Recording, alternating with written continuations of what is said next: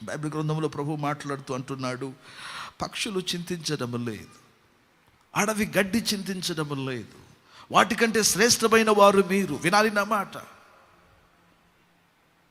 పక్షులు చింతించడం లేదు, అవి వింటున్నారన్నమాట, అవి ఎంత మాత్రము చింతించడం లేదు. అదే రీతిగా గడ్డి ఏమి ధరింపబడాలని చింతించడం లేదు. I'm mindful of them.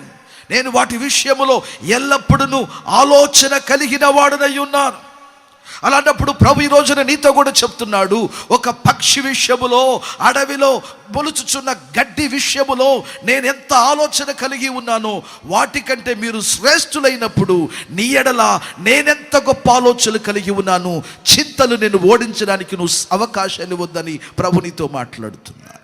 ఈ రోజున ప్రభు సన్నిధికి నువ్వు ఎలా కొట్టబడి వచ్చావో, ఎలా ఏడవబడి వచ్చావో, ఏ విధమైన ఇబ్బందులలో నీ శరీరం, నీ మనస్సు, నీ ఆధ్యాత్మికత, నీ కుటుంబం వింటున్నారా, ఏ విధమైన దెబ్బల చేత ఈ రోజున చింతలతో నిండి వింటున్నారా, నువ్వు దుఃఖాక్రాంతుడుగా ఆయన యొద్దకు వచ్చి ఉండవచ్చును. కానీ ప్రభు అంటున్నారు ఏమనంటే, నీ చింతలు యావత్తు ఎవరి మీద మోపాలి?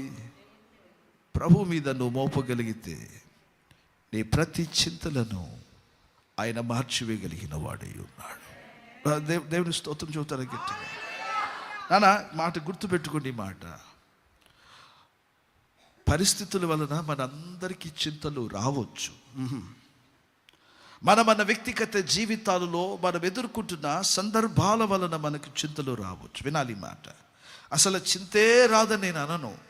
మ్యాన్ మే వరీ, చింత కలగవచ్చు. ఈ మాట గుర్తుపెట్టుకోవాలి. అయితే ఎటువంటి చింతలలోనైనా నీ గురిని ప్రభు యొద్ద నుంచి తొలగించవద్దు.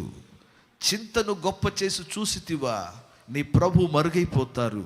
లేదు, నీవు ప్రభుని చూడగలవా, ఎంత భయంకరమైన నిన్ను వేధిస్తున్న పరిస్థితులైనా దేవుడు ఆవిరి వలె వాటిని కరిగించగలిగడానికి శక్తి కలిగిన వాడై ఉన్నాడు.